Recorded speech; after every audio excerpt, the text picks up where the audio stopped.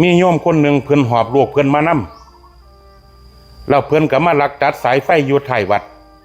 เพื่อนำไปขายเจ้าอาวาสเห็นเพิ่นก็เลยแกล้งกำนันให้มาจับพอแต่ถูกจับเพิ่นก็ไหว้แล้วไหว้อีกไหว้อย่าจับผมท้อผมบ่มีทางเลือกพะนะ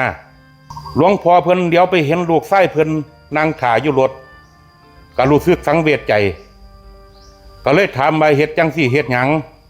เพิ่นตอบว่าอยากหาทุนเปิดร้านก๋วยเตี๋ยวหลวงพ่อเพิ่นก็เลยถามว่าขาดหลายปานใดผมขาดอยู่ 2-3 พันพะนะหลวงพ่อเจ้าอาวาสเพิ่นก็เลยเดเงินให้ 3,000 บาทแล้วก็ขอบิณฑบาตอย่าให้ไปเป็นโจรอีก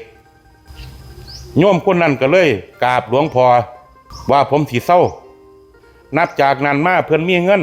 เพิ่นก็ขี่ซาเล้งไปหาขายก๋วยเตี๋ยวน้ำบัดถ้วยละ25 บาท30 บาท